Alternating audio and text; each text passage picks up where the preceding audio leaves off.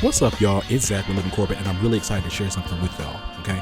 Now, I shared this last week, but just in case you missed it last week, I'm going to share it again. Living Corporate has partnered with Accenture to feature some of their most experienced North American Black and Brown managing directors and share their journeys, okay? My hope is you check out this and you peep the links in the show notes to learn more about each of them, including our next guest, Michelle Gadsden-Williams. Michelle Gadsden-Williams is the Managing Director, Inclusion and Diversity Lead for North America at Accenture. Previously, she was the co-founder and chief operating officer of Women's Empowerment Initiatives and Diverse Entertainment Investments based in New York City. Michelle Gadsden-Williams has acquired a number of community service awards and accolades for her work as a diversity practitioner. More recently, she has been recognized as a 2015 Ebony Magazine Power 100 honoree. Over the span of her career, Gadsden-Williams has been profiled in Black Enterprise Magazine, Diversity Inc., Diversity Executive, Ebony, Essence, Fortune, History Makers, Heart and Soul, Jet, New Vision. Listen, y'all get it, right? Okay, I'm gonna put the whole bio in the show notes. My point is, Michelle has it going on. She's killing it, okay? Beast, straight up. Straight up! And you know what? Also put one of those, ow. Like, this is crazy. I'm just so impressed. Her other notable tributes include being named 2010 recipient of the Maya Way Award for Diversity Leadership by the incomparable Dr. Maya Angelou, receiving the 2008 recipient of the Harvard Black Men's Forum Businesswoman of the Year Award, accepting the Rainbow Push Coalition's Bridge Builder Award by the Honorable Reverend Jesse Lee Jackson, and being recognized with an honorary doctorate of human letters degree from Keene University for her outstanding personal and professional accomplishments in the field of diversity and inclusion. In 2013, Gadsden-Williams was appointed as the member of the Global Advisory Council on Gender Parity for the World Economic Forum in Davos, Switzerland. Y'all, do y'all understand? Like, come on, give me the air horns right here. Like, this is incredible. I am just impressed. I mean, look, man, I'm over here. We're grinding. Like. What more do you want from me? Look, with that being said, the next thing you're going to hear is my interview with Michelle Gadsden-Williams. Check it out. Michelle, welcome to the show. How are you doing? I am doing very well. How are you? Doing really well. Really excited to have you on the show. For those of us who don't know you, would you mind sharing a little bit about yourself? Sure. My name is Michelle Gadsden-Williams, and I am the Managing Director and Lead for Inclusion and Diversity in North America with Accenture, and the author of the award-winning book, Climb. Come on now. I love it. I love it from the jump. We're talking about Climb. We're going to get there a little bit later in this conversation. Let's talk a little bit about the first thing you said, about the fact that you're the North American lead for IND, and your title is IND and not DNI. Can we talk a little bit about why inclusion has been placed first? And this is a phenomenon that's been happening, I'd say, over the past few years, where a lot of organizations and diversity practitioners are starting to think of this notion of diversity as being being a standalone entity is no longer enough. That inclusion is extremely paramount as having a culture of inclusion. So diversity is the invitation to the party, and inclusion is being asked to dance, as we say. Right. So in my view, IND is an essential component of everything that Accenture does, and we aim to be the most inclusive organization in the world. And so we recognize that inclusion and diversity foster greater creativity and innovation. And so that's one of the reasons why we've decided to reverse it and have big I and big D. I love it. And it's interesting because a piece from Take the Lead where you were featured starts like this. It says, quote, "When Michelle Gadsden-Williams started working in human resources in 1990, the mission in her field was called affirmative action." And that's really interesting, right? Because we talked a little bit before we started the show. We talked a little bit about your tenure, right, and the breadth and depth of your experience. And yes. So it started in 1990. Despite it being almost 2020, there are still folks who believe IND efforts are some version of affirmative action. So, like, how do you, as an executive leader, navigate the fears and frustrations of those who look at IND as a zero-sum game? That's an interesting question, and I'm going to go back to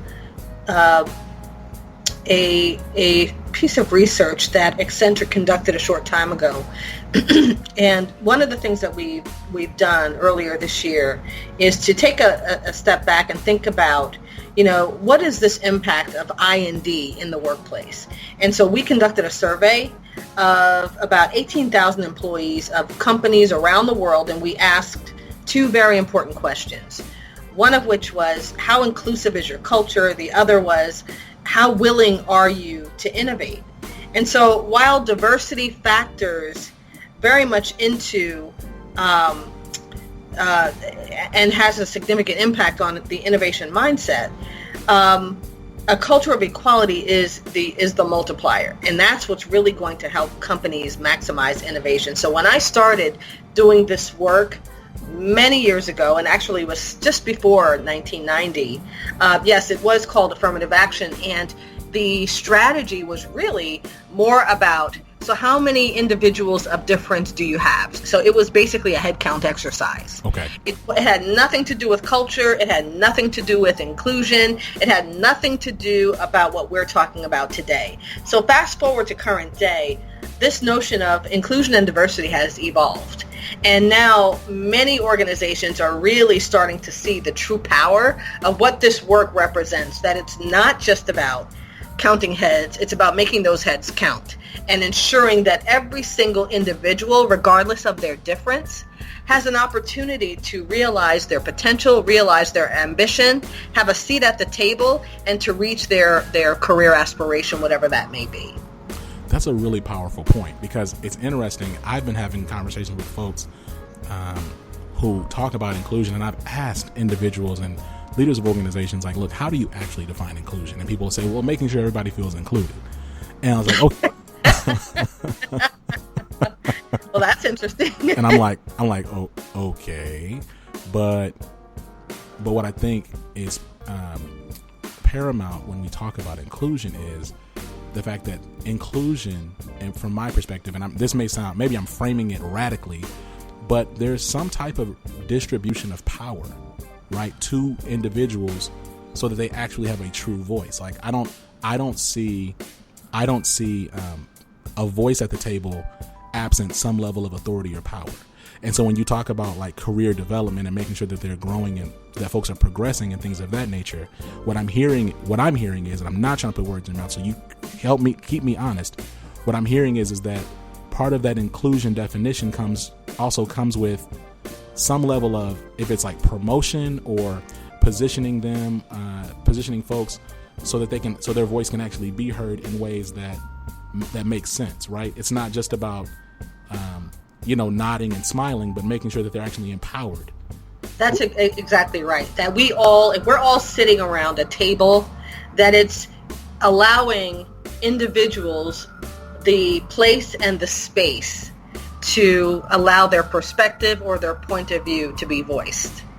So we all have a responsibility to ensure that happens, whether or not people recognize that or not. I believe that that's what true inclusion is all about. Ensuring that people who have a seat at that table, they believe that they matter, that their perspectives and opinions and points of view, that they matter.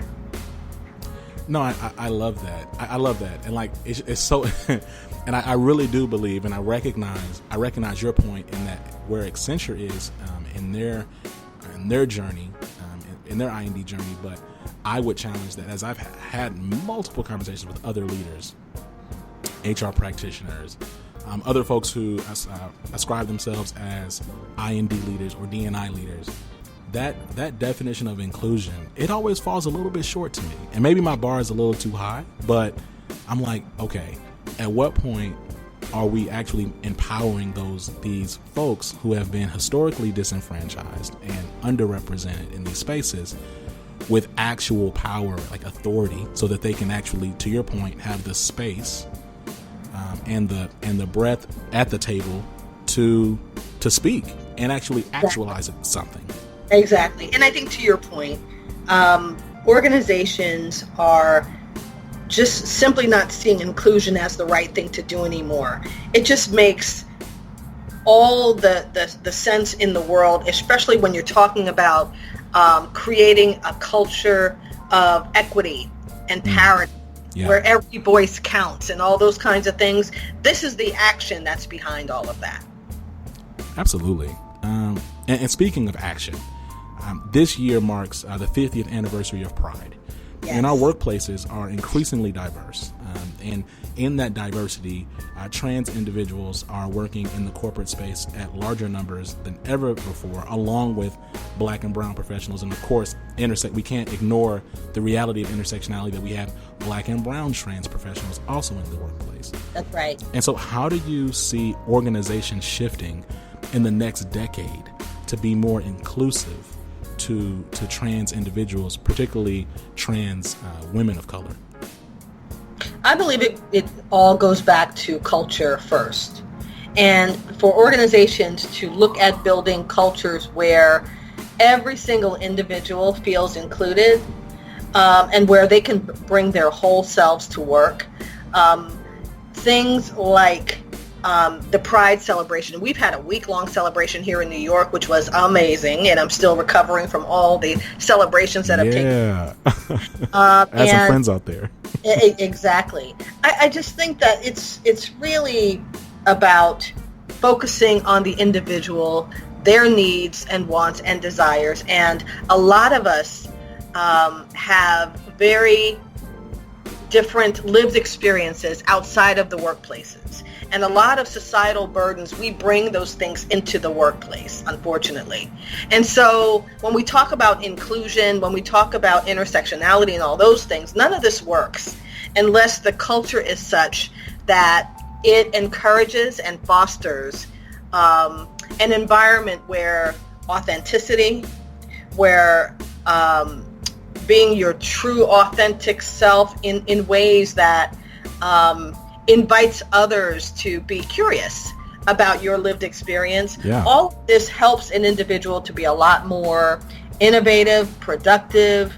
They will by nature feel included. I just think that all of this resonates, and all of this will ensure that, individuals, they will feel truly valued for their differences, and to be and feel free to be exactly who they are, that they're not just there to check a box, and that they're empowered to contribute in many ways. So I just think that the underpin of all of this is around culture.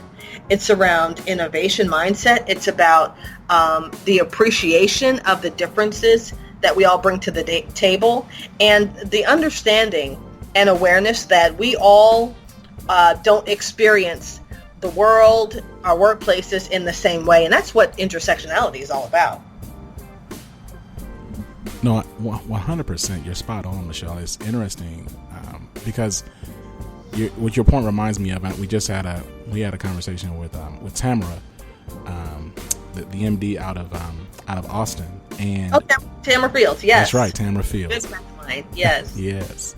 And we were talking to Tamara about the reality of emotional labor. Like there's a level of emotional labor involved in just existing as a non-white person in a majority white space, right? So, you see something in the news, like because we were talking about seeing whatever atrocity you want to choose from, like not to sound flippant or dismissive, but if you're looking at the border crisis, or if you're looking at a police shooting, or whatever the case may be, absorbing that type of content and then coming into a space that is uniquely alien to you can be exhausting. Exactly. And to your whole point around like culture, what I'm reading, and I'm not saying you're saying this, what I read that as is that that organizational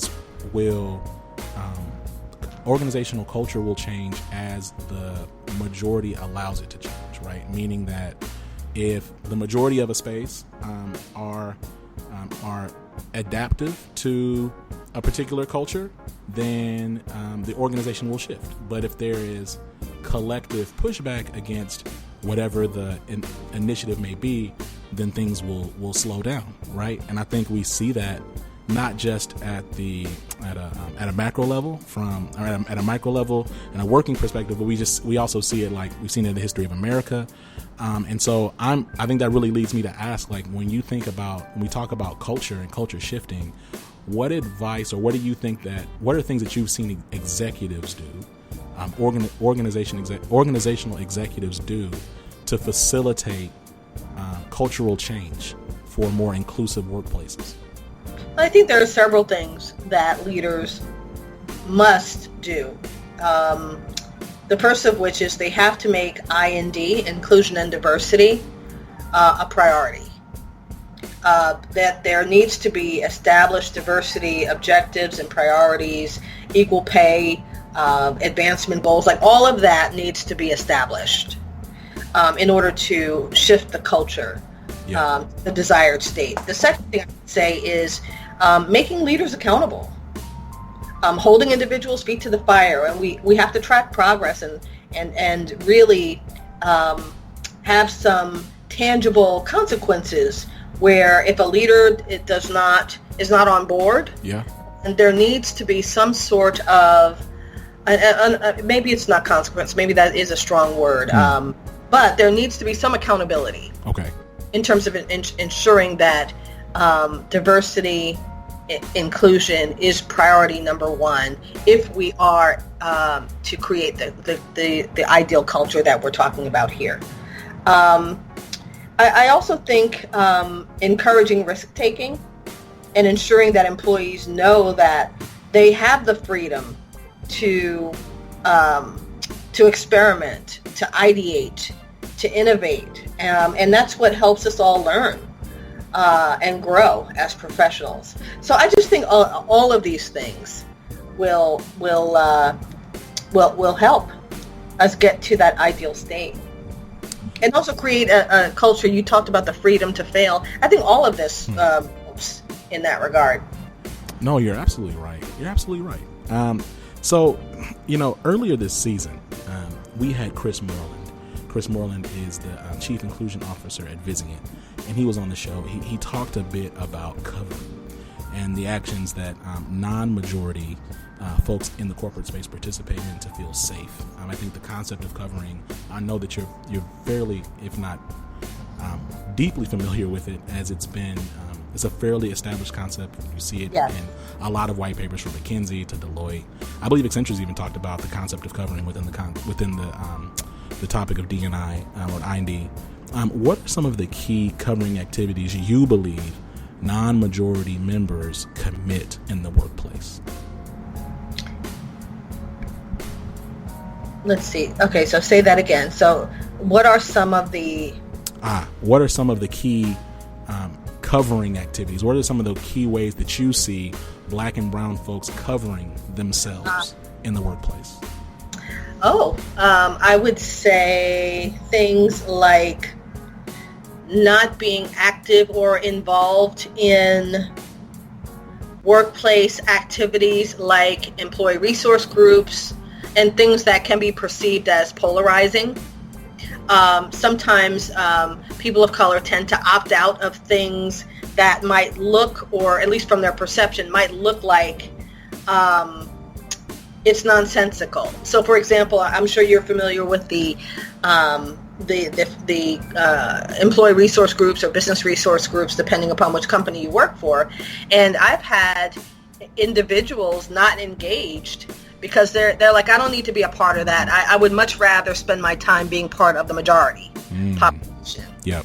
Yes. So that's a form of covering. I have worked with Hispanic colleagues who will change their name so that it's more Anglo-Saxon sounding versus Latino sounding. So, for example, I worked with a gentleman by the name of Juan Guzman, and he changed his name to John Guzman because in his view it sounded less ethnic.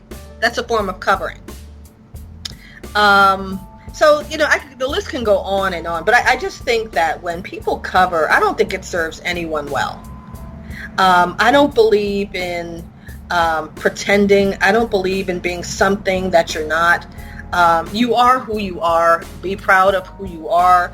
We are all individuals that have a gift and talents to bring to the table, regardless of what your last name is, regardless if you're wearing natural hair, regardless if you are, if you have a thick accent and you're trying to get rid of that. I mean, I just think that the more in which these environments that we're working in are receptive and appreciative of the differences that we all bring, the better off we all are and the more productive we will be. No, absolutely. I love it. I love it. And it's interesting too, because I think, so I was having a conversation just about some strategy pieces with a colleague, and we were talking about how do you determine like the members of your D&I space. And the conversation was around, well, we got to make sure they actually go to events, right? They need to go to events.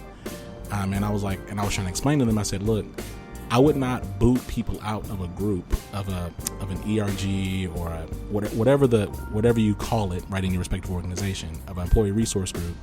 I would not boot them out of something because they don't physically attend an event. I said some folks genuinely don't feel safe. Right. That's like, true. Like, and sometimes you just have to meet people where they are, right? Because everyone is not going to be on the IND train. Right. Majority or not. So I just think sometimes you have to meet people where they are, explain to them what the benefits are of being part of these, what I think are extremely beneficial infrastructures in organizations.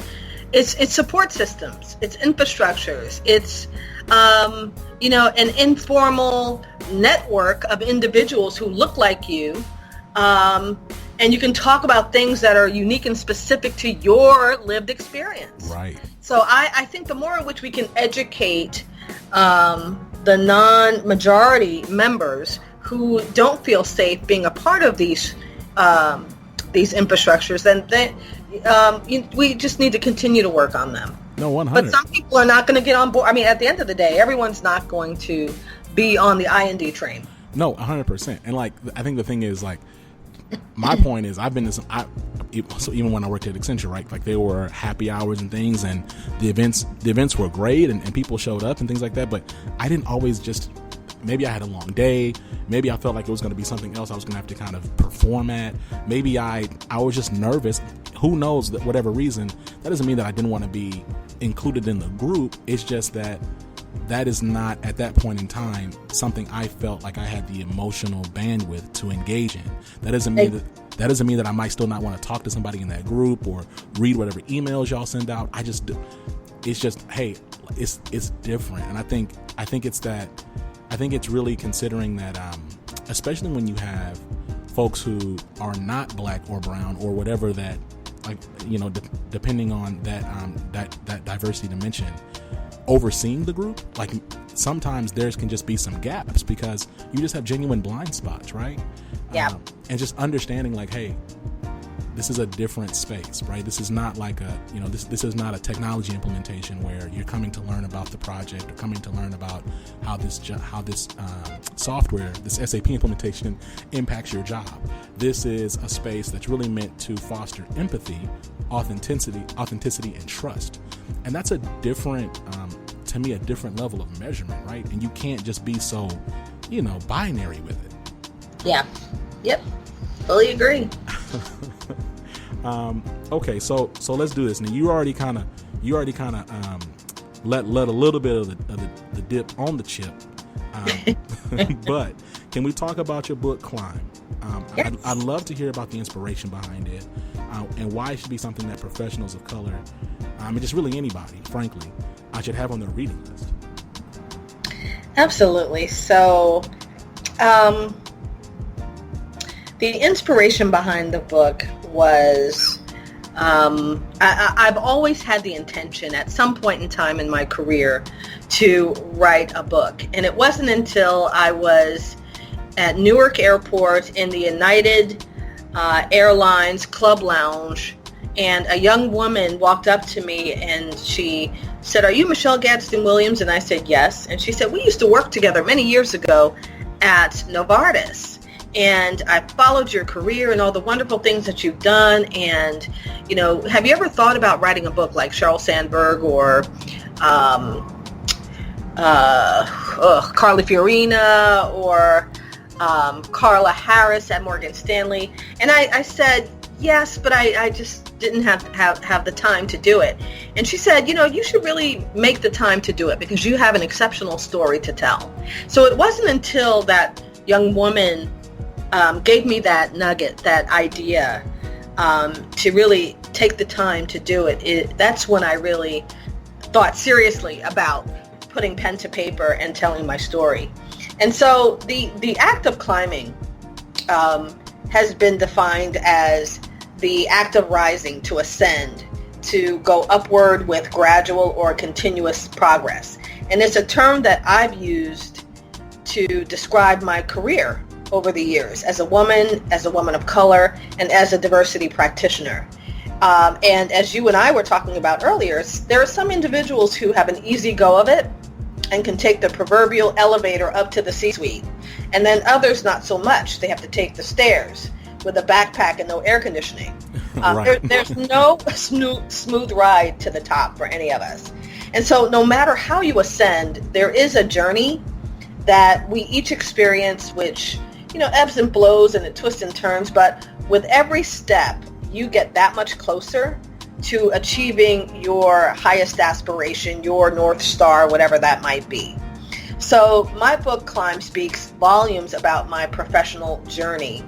And one of the things that I'm extremely passionate about, and this hasn't changed over the years, is helping people of color to maximize their full potential in corporate America, no matter where they are, no matter what profession or industry they're in or wherever they're employed.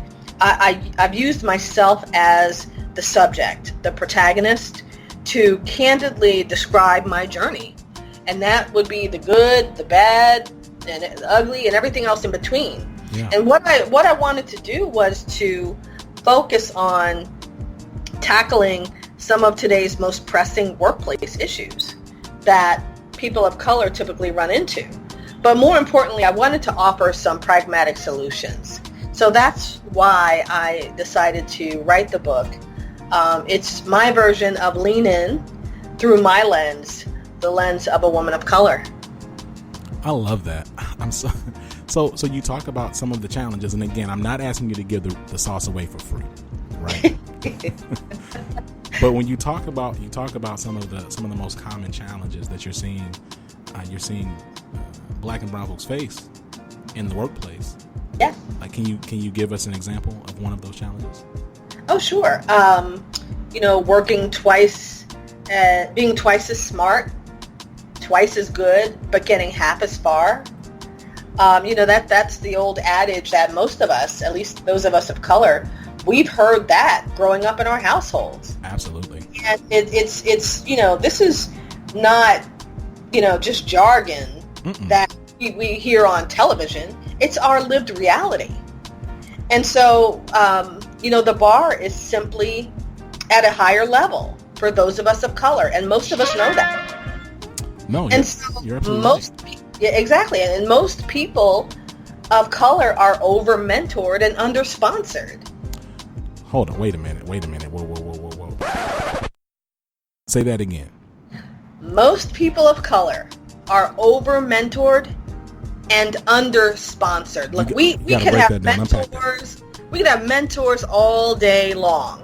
People to show us the lay of the land and how to navigate and all those things. We don't need that. We have a lot of that. We have plenty of that. We need individuals who are going to have a seat at the table, who are going to be our advocates and champions, and our sports agents sitting at that table, negotiating for us, putting our names up for promotion, and for those stretch assignments where it counts. That's what we need. That is so true. I've never heard it framed that way, but you're 100% right. Because frankly, I do believe, and in my work experience, this has been the case, right? So this was the case when I was in Accenture. It was the case when I went to Capgemini as well. And as I've progressed on to my current firm, there are black and brown folks around. There are minorities around me who would show me how to do something, right, or give me the real from time to time. I was blessed with that. But what I didn't always have, and I had it more than others, so to be clear, because I have gotten promoted, so like I've been able to progress in my career, but a few times, but is the people fighting for me, right? The people who are really advocating for me in the same way, or just even in a percentage of the way that they may advocate for someone who doesn't look like me, who's doing half as much as I'm doing, right? Yeah. And that's just a really good point, because and it's so interesting, because when I talk to black and brown folks, particularly black women, the conversation often comes with a point of like, look, I'm working this hard and I'm going above and beyond every day.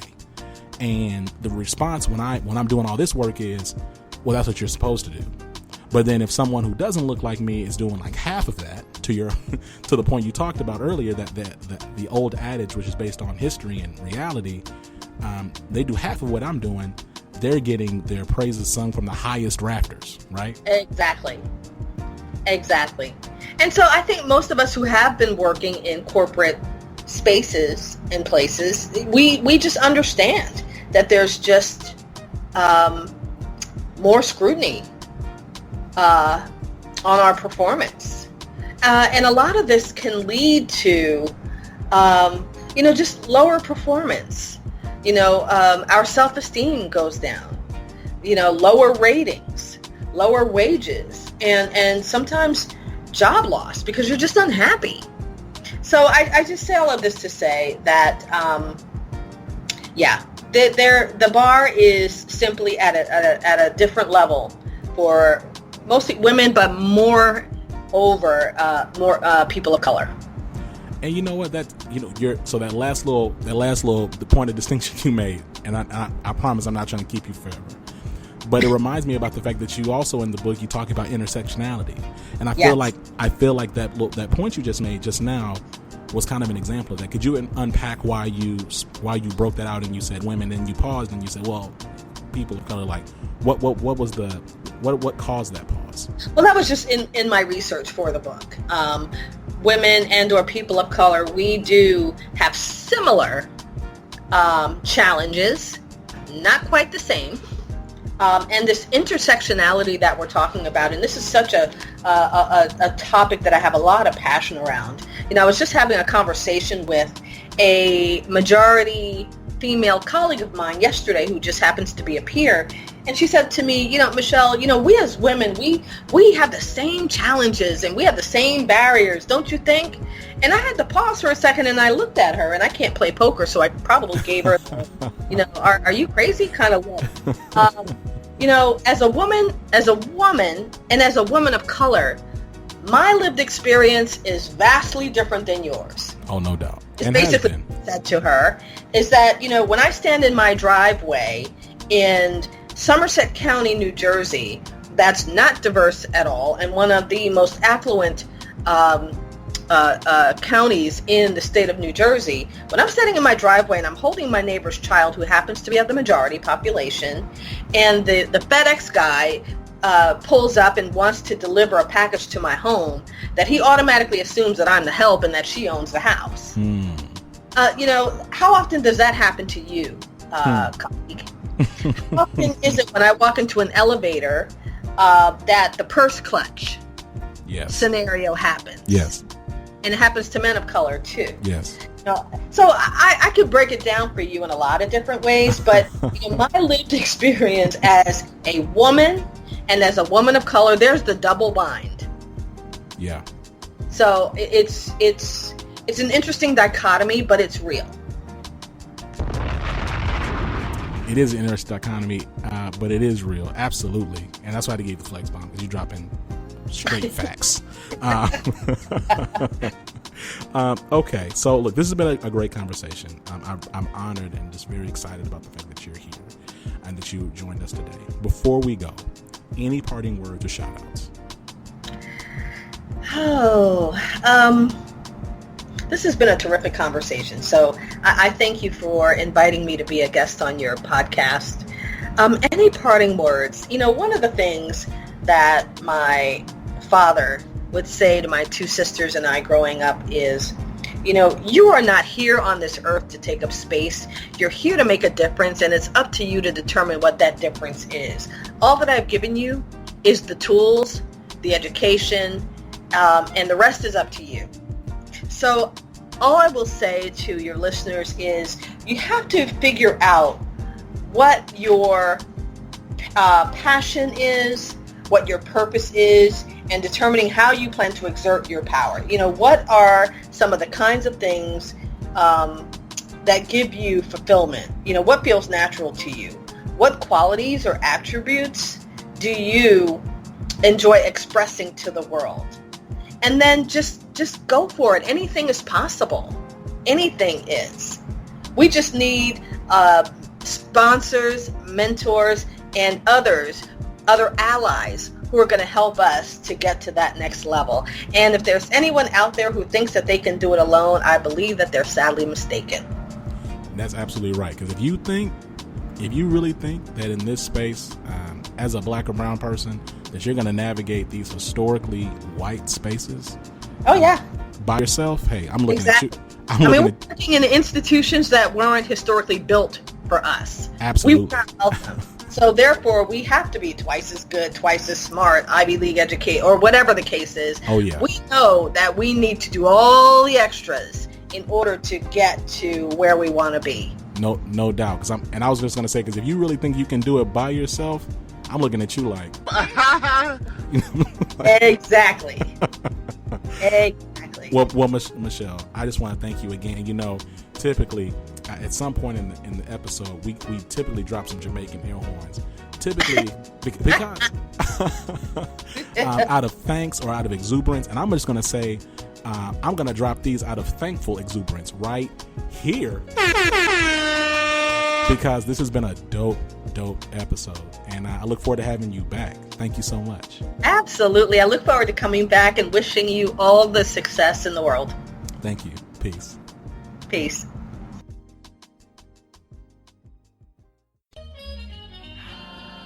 Living Corporate is a podcast by Living Corporate LLC. Our logo was designed by David Dawkins. Our theme music was produced by Ken Brown. Additional music production by Antoine Franklin for Musical Elevation. Post-production is handled by Jeremy Jackson. Got a topic suggestion? Email us at livingcorporatepodcast@gmail.com. You can find us online on Twitter, Facebook, Instagram, and living-corporate.com. Thanks for listening. Stay tuned.